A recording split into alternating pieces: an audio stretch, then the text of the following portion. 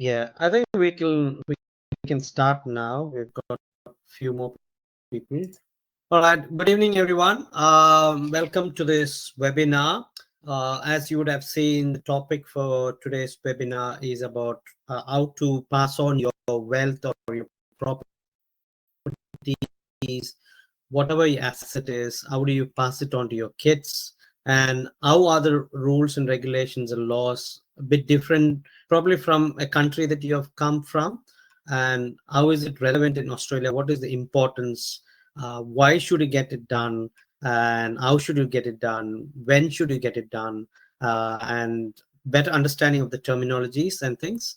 So we have with us Vinu Kumar, who is a solicitor who runs a firm called VK Lawyers. He'll be introducing us by himself.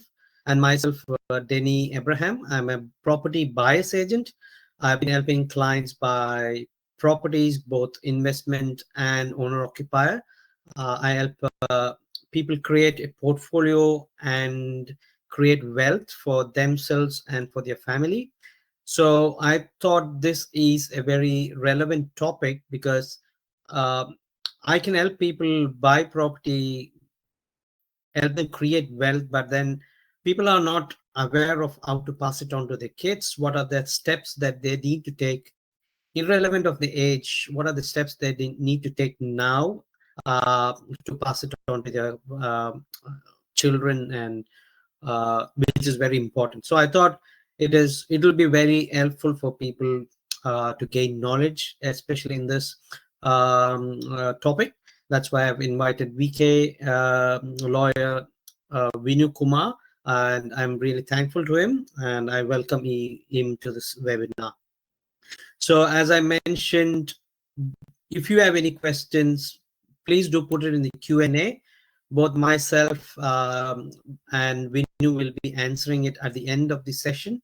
Both myself and Vinu can see the questions.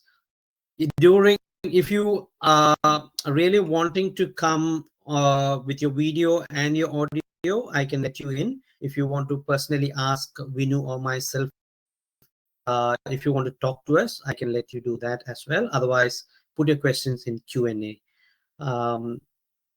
Yeah. Vinu, welcome. Thank you. Thanks for taking this time.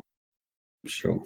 Thank you, Denny. I'm not sure if all participants are seeing this, but your video is slightly frozen sometimes, but that doesn't matter. Your sound is quite clear, so to me. So I'll carry on. Okay. Hello, everyone. Yeah. Vinu Kumar. I'm from VK Lawyers. I've got a law firm in Cranbourne, Melbourne. Good afternoon or good morning to wherever you are from. And thank you for attending and appreciate it. And thank you, Denny, for inviting me to this webinar. It's really important. Every day I hear people ask me about the property and how you protect the property when they pass away. But before we get into the wills and how the protection side of it, I'm curious to understand your role in their property acquisition. And I've been fascinated to understand how a buyer's agent operates and how does it work. So if you don't mind telling us, what does a buyer's agent do? Yeah, thank you. It is a very good question. In a real estate transaction, you might realize that if you want to buy a property, you approach a real estate office, and then you want to buy a property. Normally, what you do is you speak to the real estate agent, and they show you your own properties, and you are happy with one, or you're not happy with many, and then you end up buying one of the properties that they have. In that transaction, the real estate office is not legally obligated to represent you, because the real estate agency or the company or the real estate agent has signed an agreement with the vendor or the property owner, hence they are representing the owner of the property. But in this transaction, you are not represented in your buying, so you don't get the full picture of the property. you're not represented in the negotiations, and there are several other factors. So basically, you're by yourself. So as a buyer's agent, we sit on your side as a buyer. We do everything from searching for the property, speaking to the real estate agent, sourcing the property, doing the research, street level research, suburb research, and then procuring the property, and also negotiation and helping with settlement and guiding our clients through all the process. And of course, guiding them to financial planners, accountants, lawyers like you. So this is what basically as a buyer's agent we do. We represent you and do everything that we can do for your benefit in buying the property. So that also includes, yeah, when it's come to investment, it also includes where to buy, when to buy, which suburb to choose, what is your budget. So we tailor according to your needs and buy the best property that suits the client. Yeah. That's a good summary. But can a purchaser contact you after they have identified a property? Is there any use in doing that? Like, yeah, if it is basically, if it is for an owner occupier, it's more emotional. They know where they want to live. They know the area, so they've chosen a property. So of course they've done half of the work. So the rest of the work is either they want us to negotiate, or they want to help do the rest, or they want us to attend an auction for them, or they want us to go speak to the real estate agent, do the negotiations and help with settlement. Yeah, definitely that is something that we can do. Now, why is investing in property that important? I mean, there are other wealth creating mechanisms. Why is property that important, at least in Australia? I can be biased answering this question, but what I think, property is a very unique asset for itself, because the power of leveraging is only unique to property. You can't approach a bank and ask for a loan to invest in or buy gold or invest in shares. Here in property, what is happening is, for example, if you have $50,000 in cash with you and you go buy shares or gold, and there is 10% growth in the next 12 months, you basically have made a profit of $5,000, 10% of 50,000. Whereas in property, what's happening is you take this 50,000 up from the bank, get a loan of 450,000, and buy asset or a property worth 500,000. Now, if this 500,000 worth of property grows to by 10%, it's valued now at 550. So you've put in 50,000, you've made another 50,000 within a span of 1 year, when compared to you put in 50,000 in the other asset and you've made only 5,000. So this is one of the unique characteristics of property. And of course, you have so many other tax benefits that comes with property investment. Property is a physical asset, and people want to live in it. It's less volatile, less risky. As every investment is risky, property also can be risky. So when you approach a buyer's agent, doing all the due diligence and research can reduce that risk considerably. So I think property is a very good asset class to create wealth. For example, we all go to McDonald's.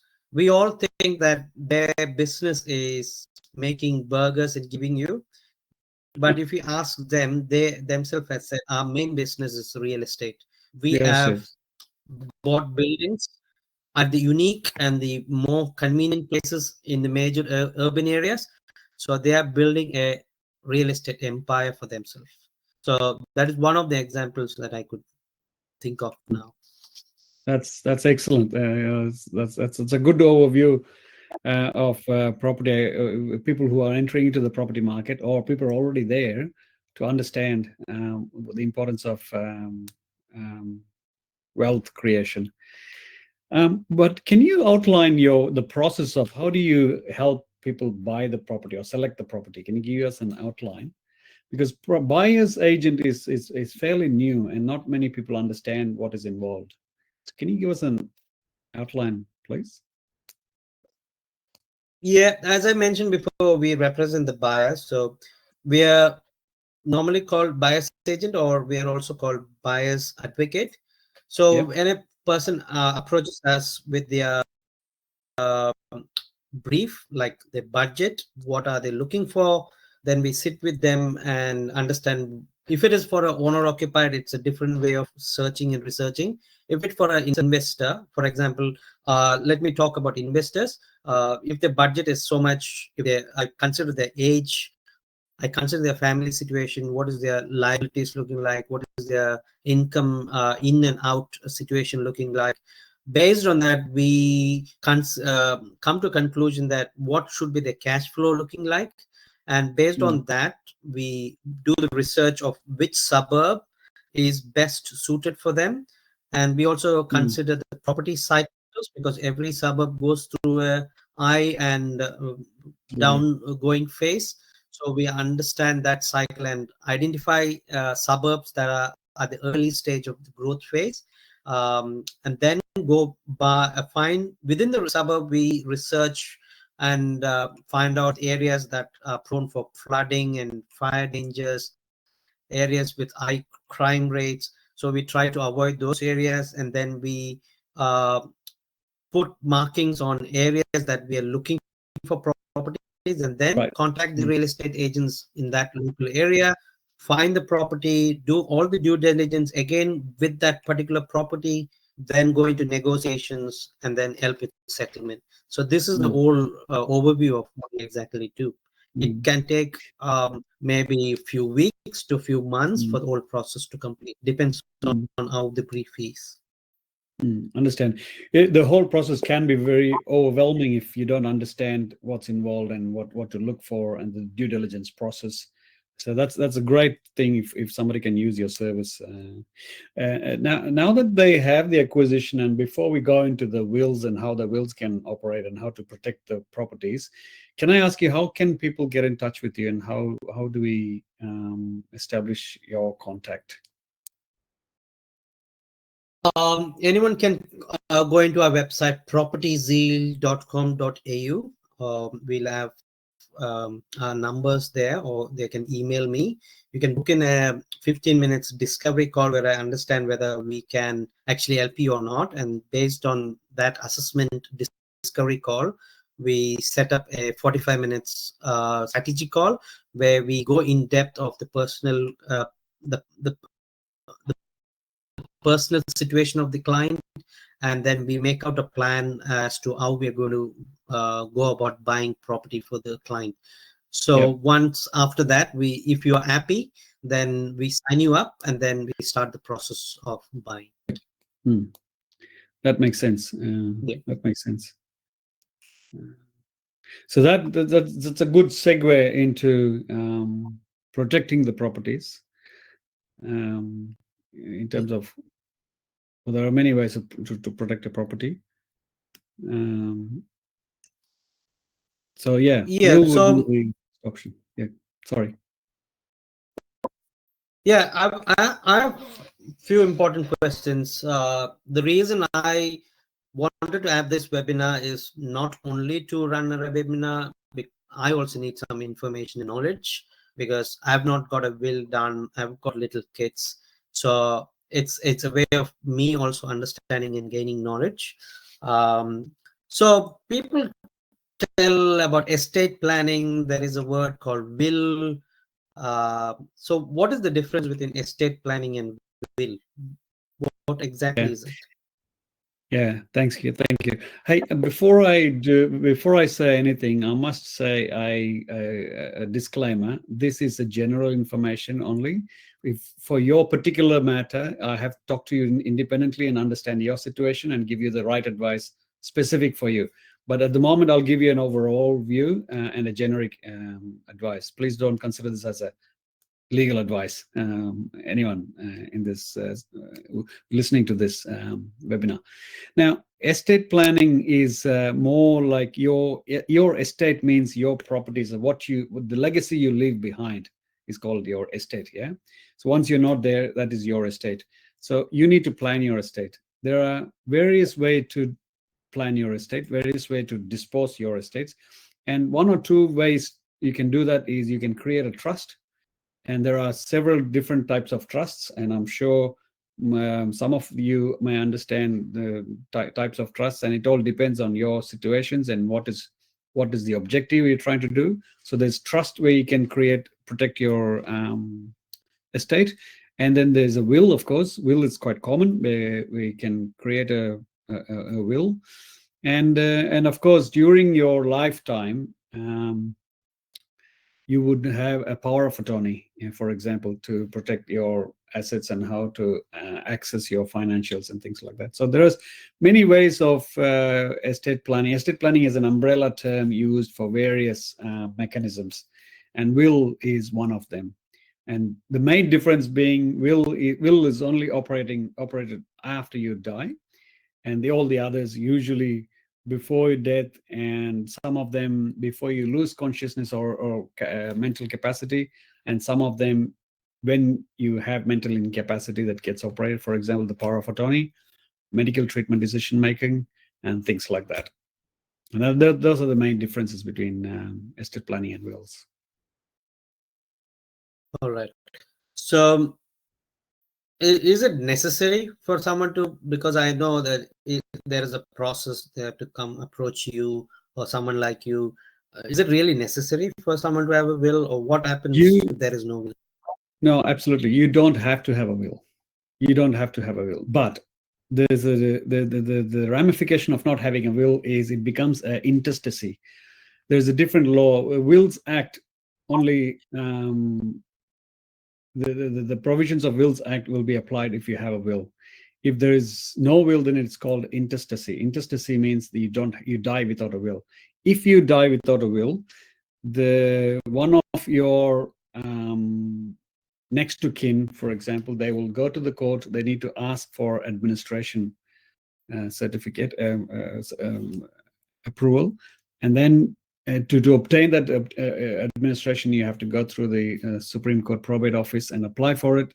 And you need to obviously prove who you are and how you're related and things like that. What's your interest in that estate?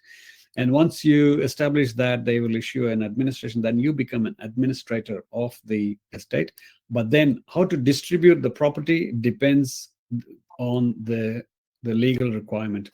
Now, in Australia, generally, if somebody dies, again, it's a big tree. I can't go through each and every branch, but if you die, it goes to the husband or wife, and if both husband and wife is not there, then it goes to the children. If the children's not there, it goes to the grandchildren. If grandchildren is not there, it goes to the parent, and then goes to the siblings, and vice versa. It just dribbles down. So if no one's available, then of course it goes to the Crown or the government.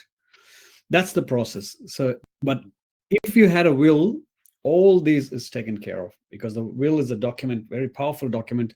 It survives you. When you're dead, your thoughts and your instructions are in a piece of paper, written and signed, and that'll be given more value or weightage. Oh, all right. Yeah.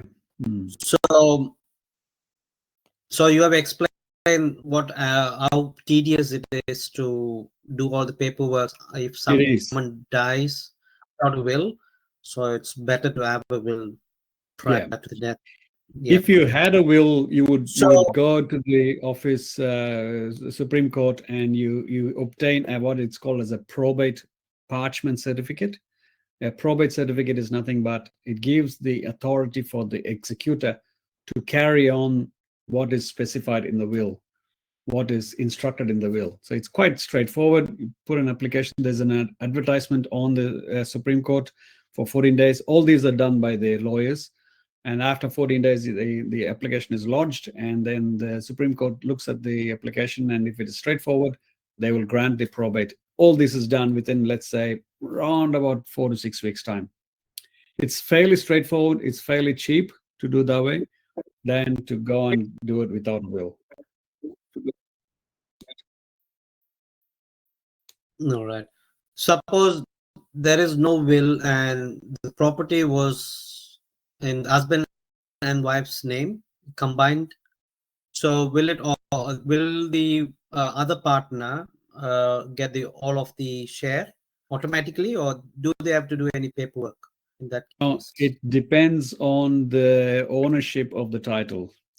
If the ownership is joint proprietor, then it automatically exchanges. So if, let's say, for example, husband and wife, and the husband dies, if the property is under joint property, then it goes to the wife.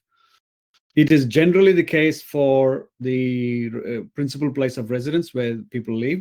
But when it comes to investment property, I have noticed that many accountants request if there is a wage difference, for example, you have husband earning more than the wife for the purpose of tax benefits, they say that you buy the investment property under different share. So for example, tenants in common. Tenants in common is one person has more share than the other. In that sort of situation, the property does not pass automatically to the other person. So, and that's where you have to be very, very careful. And I've noticed that many of our people, especially where there's a wage difference, they put the husband or wife, for example, buys more share, 99-1, or 20-80, 20 and 80, and things like that. So in that sort of situation, no, it won't work. It only works where there's a joint proprietor ownership. So is it suggestible that people have a will when they go into that tenancy in common? Is it the second option which you mentioned? Correct. Is it good? Correct. Right. No, Yeah. No, when somebody comes to me, I look at the title. I'll ask them to provide me with all the titles they have, and I'll look at it, and I will give them the right advice, saying it may be a good idea to convert the ownership to joint tenancy, but don't forget, converting ownership of an investment property will attract stamp duty as well. It may attract stamp duty as well. It depends on the situation. So I would try to understand what is the purpose of that sort of arrangement. And if they want that arrangement in as it is, then I would include that in the will. I would make sure it is worded in such a way that that property is also protected.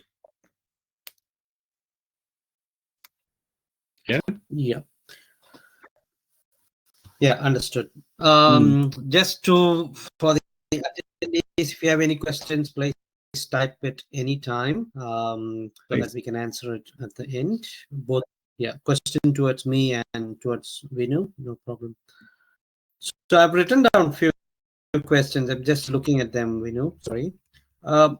So we know that people immigrate to Australia, but they would have had properties back in their own country. What happens to those properties? If can those properties also be added to the wills here in Australia, or should it be separate wills in different countries? Yeah, now that's a very good question, and that's a common question I've been asked, because I know most of the people, especially from India, they have properties back home, or they have some sort of inheritance or something coming along.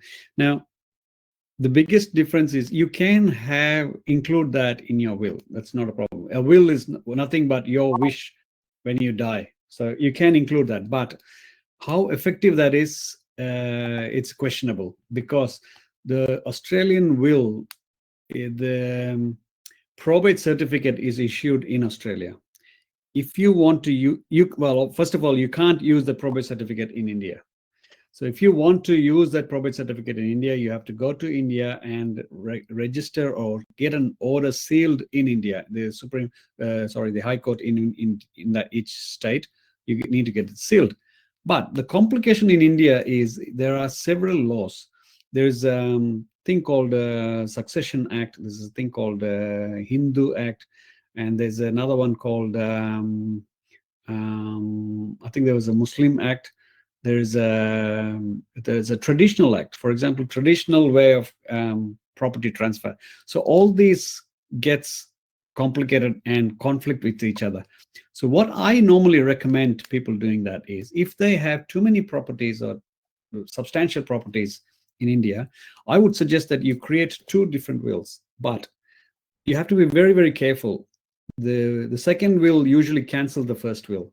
So to avoid that, the second will, wherever you're making, in Australia or in India, doesn't matter, the second will must specify that there is already a will in another country, and this should be part of that will, or this should go with that will. If you do that, then the properties in India, you can apply for a probate certificate in India for the properties in India, apply for this probate certificate in Australia for the properties in Australia. So it keeps it separate and easy to manage. But this is an overall statement. I need to look at individual situation and explain to them exactly how it works. So you said if you have already got a will and then you create another will, then the previous will automatically get cancelled. Does it all good even if it is related to 2 different properties? Like if a separate will is done in India for the properties in India and separate will for properties here in Australia, will it still cancel each other? Yes, and that's what I'm saying. This is a general statement. Generally speaking, the will revokes all the previous wills, which means all the previous wills are cancelled, and you should have only one will. You can't have 10 different pieces of papers lying around, and therefore the court says that there should be only one will. We need to identify which one is the latest one to avoid any conflict.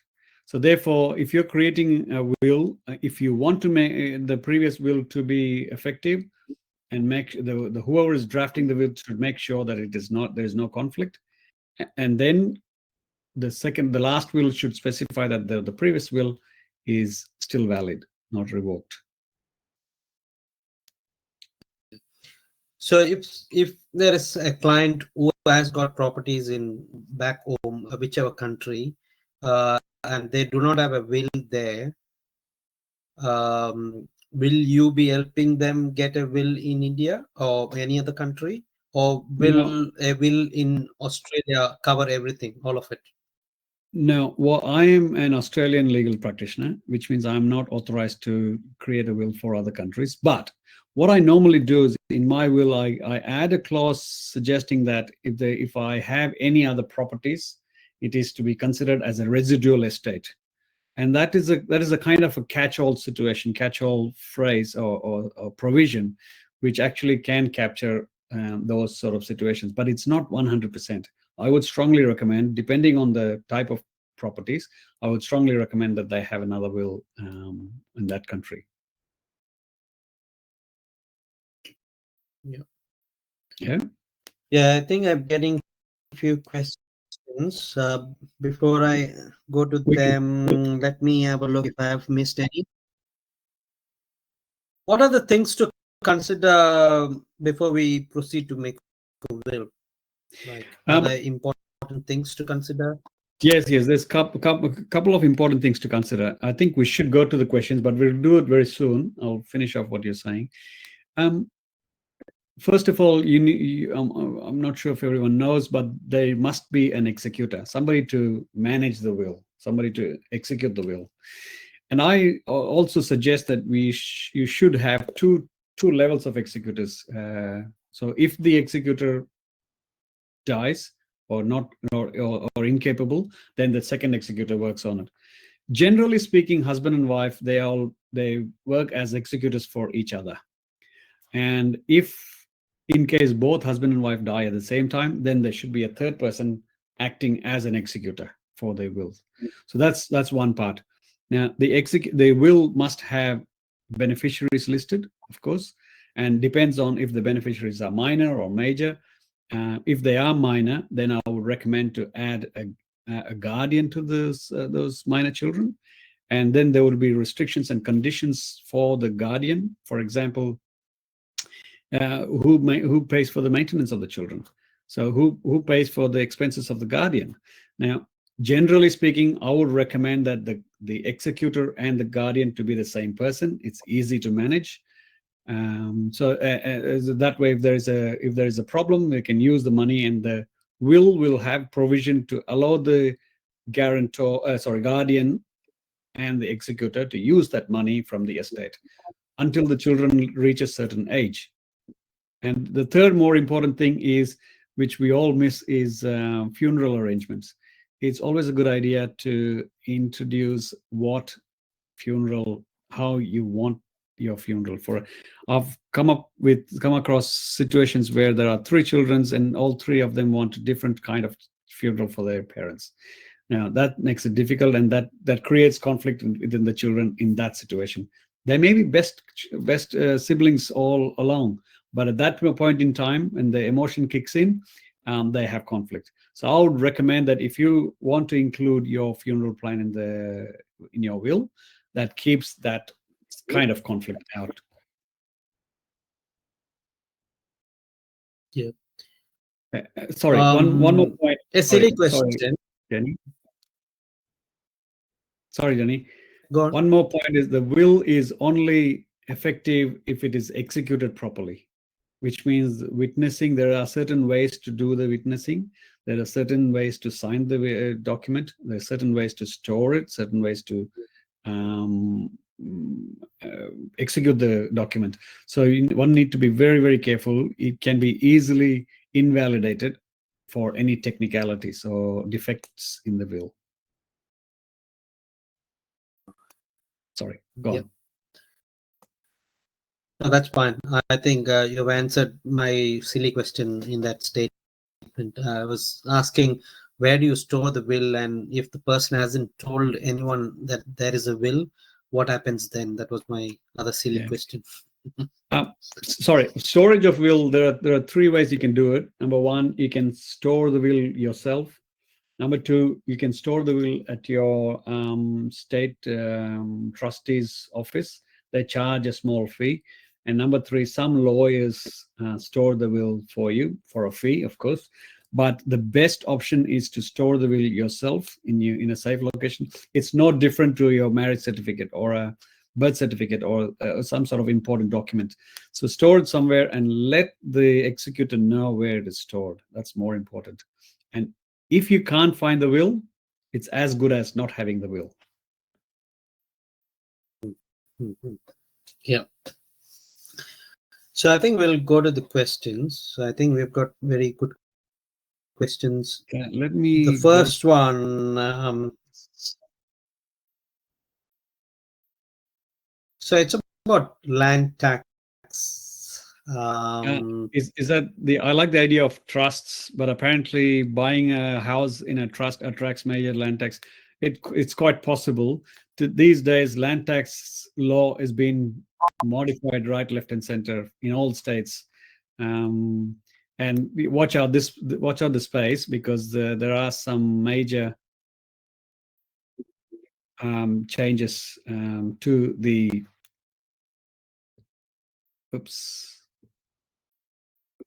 Major changes to the land tax law. Yeah, the answer is yes, it does. What happens in case of minor children in the absence of will? So in case of absence of will, the process is whoever is the next of kin, for example, whoever is the closest to the person who died, will need to go to VCAT and apply for administration of the child, and they will take the VCAT will process it, and it usually takes few weeks, and you get the guardianship for the child. And of course, you need to apply to the court to get the administration of the estate to start using the money from the estate for the child. It's not automatic. Guardianship and access to the estate is two different things. And therefore, it becomes a little complicated. Many people say that wills are not worth much anymore because they are contestable. Very interesting. Wills are always contestable, but you'd rather have a will than not have a will. Because if you have a will, at least you're telling the court that this is what I want. And contesting depends on many very reasons. Nobody can contest it for no reasons. For example, if you have a child and your child is not included in the will, then that child can contest, saying that I have this is a biological parent and I have my rights and I need to, they can contest the will. But just because Denny did not include Vinu in his will, Vinu cannot go and contest. So there should be a solid ground to contest a will. Yeah. But I would say if with the will, it's difficult to contest than without a will. Can we have more than one will? If yes, will the first one be with overwritten? I think I answered the question. Usually the last will revokes all the previous wills. What are the common pitfalls using services to draft a will at State Trustee of Victoria? Excellent question. Nothing wrong unless you know what is to be included. Now, I told you there are a few elements I mentioned before. You need to have trust executors, proper executors, first level, second level, and the guardians. And your properties take care of the joint tenancies separated from tenants in common properties. Your personal properties is considered separately. But more importantly, how you execute the will. It's very important how it's stored, how it's executed. I'll give you a simple example. I recently applied for a probate into the Supreme Court with a will. This will was done in 1992, and they rejected my application. And they came back and said that will is a duplicate. And I went back and said, no, it is not duplicate. So the client said it is not duplicate. That's the only will they had. And the Supreme Court keeps saying that, no, I don't see the impression of the ink under the paper. So that's the detail they look at. And we had to go to the people who drafted the will in 1992. It took me about 6 months. And the lawyer who drafted it gave us an affidavit to prove that, no, that is the will because the reasons. And we started looking at the small defects in the printing, the letters. And then they said they proved that this was printed in our printer to prove that. And that's the difficulty. So unless your will is executed properly, it will be easily invalidated. And therefore, if you're drafting a will on your own using state trustees, be very careful. You can do it. It's not impossible, but be very careful. Hi, Vinu. Can we amend the will as and when we sell and buy properties? And how often can we amend the will? How about the charges each time? Thanks in advance. Excellent question. You can amend the will, but you can it is advisable to amend the will if it is the amendment is minor. When I say minor is, for example, changing there's a spelling mistake somewhere, or the address was wrong, or any error in the will is a minor, and that minor can be amended with a document called codicil. Codicil gets not attached but appended to the will. If there are property, if you're buying and selling property, if you're selling property, I don't recommend you redo the will because you don't have the property to distribute. So there's no point. But if you're buying the property, you certainly need to review the will. And it's always good to create a new will, because amending a will and creating a new will, the cost will not be too much of a difference. So depending on the complication, your will can cost anywhere between $300 to $400, $500. And creating a codicil usually is around $200. And codicil is a minor document which does only the minor changes. Otherwise, you have to have a new will. The court will not accept a codicil for a major change, and acquisition of a property is considered as a major change. If you have a new family member, that's a major change. So I hope that answers. Can executor be a beneficiary? Absolutely can be. An executor can be anybody as long as they are 18 years of age and over. I would recommend, if you're doing it in Australia, I would recommend to have the executor in Australia. And the reason is, if their executor is overseas, there's few complications. Ultimately, they have to instruct a lawyer to apply for the probate. That's one issue, communication and problems. Number two major issues, I believe there are tax implications of executor being outside the country, because ultimately they have to take the property or the assets from Australia to India before they distribute. So there are tax implications. I am not a tax advisor, so I can't advise the ins and outs of that, but that's why I would recommend somebody local as an executor. Does will expire after a certain time? What's your recommendation? How often should the will get updated? Will does not expire. For example, the will I recently worked on, I said it was done in 1992, and there are wills I've seen even before then. It does not get expired, but I would recommend you review the will every 5 years, or every time you purchase a property, or every time you have a member into your family, or every time somebody passes away in your family, any major change in your life, review the will. It's a good idea. Otherwise, it's easy for a will to be invalidated. So for the sake of a small amount of fee, it's a cheap insurance to make sure when you pass away, that will is not thrown away for invalidation. I hope that answers. Still, a trust is better because the trust never dies, and there should not be inheritance tax. Absolutely, I agree with that. A trust is a better option, but if that's what you want or your family want, that's perfect. You can do that, but that's not required, or that's not desirable for everybody.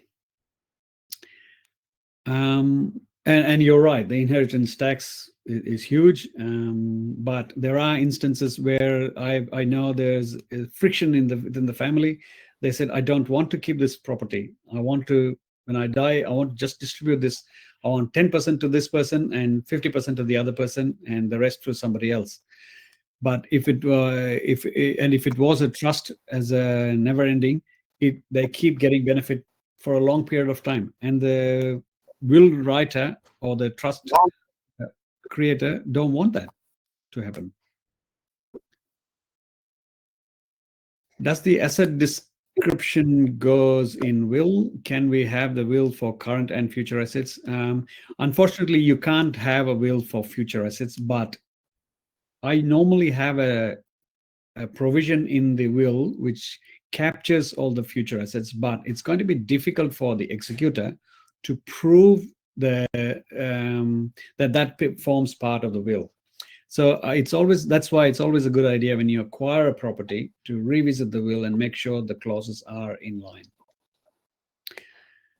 Again, it depends on the ownership of the property assets, whether it is shares or property, real property or personal property, it doesn't matter. It's the same. Vinu, based on your experience, what are the top mistakes that people make with wills? I can go on for a long time with the mistakes I've seen with the wills. One major mistake is, let's say, for example, you have 3 children and you don't distribute them equally for whatever reasons. And I've noticed that some people give more priority to boys than girls, or vice versa. Or they don't like the children, or whatever reasons. It is easily contestable if there is any disparity in the shares of distribution. So if a client comes to me, which I have done in the past, actually one I've done recently too, if the client comes to me and say that I want to give only 10% to one child and the rest to the other children, I ask the question why, and I give a detailed explanation of why. And in the will, I specify that it is for this reason that I don't want to give more than 10%. So in case in future, if this will is got contested, at least the lawyers or the court will have a reason to say that, hey, you have not had relationship with this will maker, whoever that is, parent or whoever that is, and therefore based on that, that's why they've given you lower than what you expect, or what you thought you would get, and therefore that claim will be thrown away easily. But without that explanation, they don't know. The court don't know. The lawyers don't know, and therefore it's easily contestable. So that's one of the main mistakes. And the another mistake I've seen is signatures. Without a date, it's useless. The executor signing the not initialing all pages, the witness not initialing all the pages, the witness signing before the testator is the will maker. That's the biggest mistake I've seen, because they say, oh yeah, I've signed this, you sign this later. The will is signed by one day and the witness signs another day. Doesn't make sense. So that will is thrown out straight away.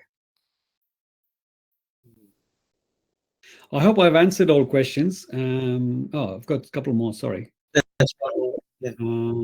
What about leaving everything to the children and not to the spouse?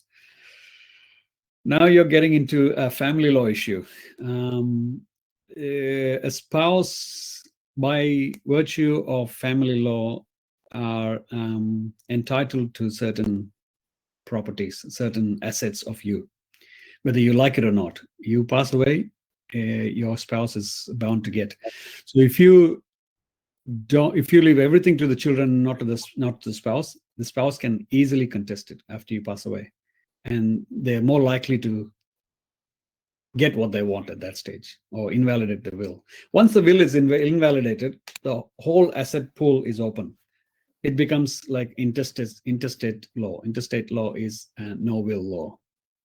So I would recommend that when you consider leaving property to people, as I said before, be reasonable, or if you think it's reasonable and if the lawyer thinks it's not reasonable, explain why you are doing that.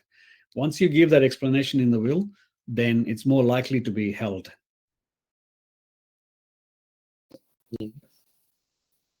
So we do. Sorry, go on. So wills are valid all over the state. It's not state specific, isn't it? You do a will in one state, it's valid everywhere. Yes, it is. Generally, it is. There are some specific law, especially with the interstate law, which is if there's no will, there's slight differences. But generally, it is the Wills Act is common.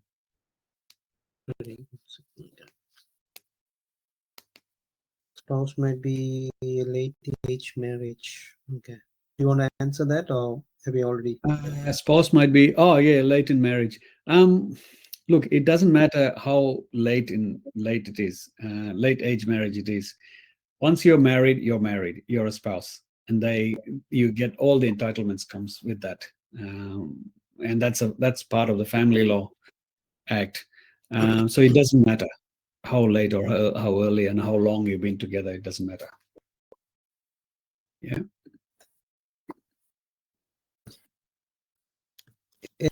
Any other questions? Married? I'll paste my web address, and if anyone's interested, they can go in there and try and contact me,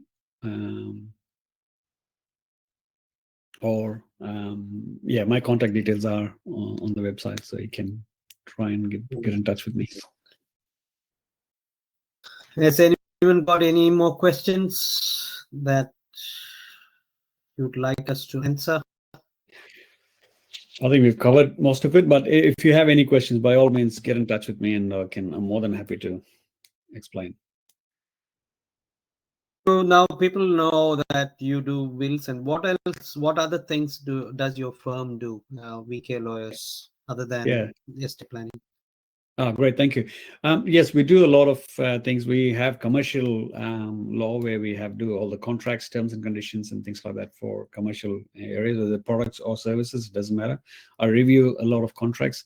I do contract administration, where a company's got a lot of contracts, and I manage and administer all the contracts.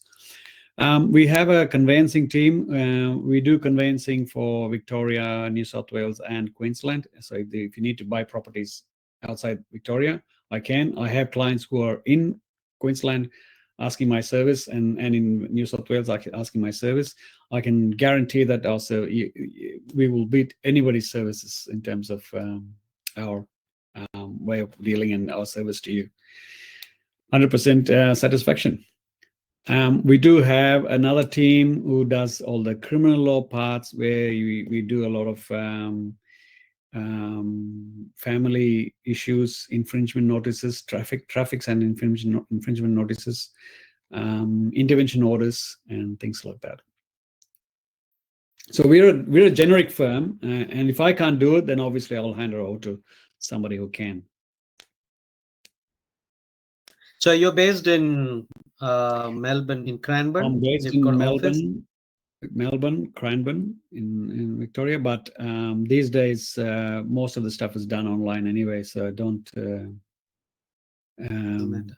I don't need to be in Queensland to do Queensland properties, for example. That's right. Yeah. Thank you. That was a good comment. Thank you for the comments. Great. Yeah, very good. Yeah, thanks everyone. Thanks for attending. I believe that it has been a very informative session, something that you'll be taking, and hopefully you'll be contacting Vinu if you need his service, or myself if you want to buy a property. Anything from your side, Vinu? Would you like? Do you want to tell something? That's it. Thank you, Danny. Appreciate the opportunity, and hopefully we can do more of these together soon. And I hope everybody's got something out of this. And thank you once again.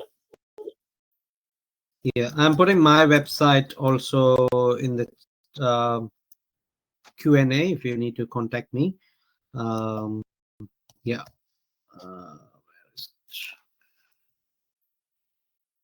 Yeah. All right. Thank you, everyone. Have a very good evening. Bye-bye. See you. Thank you.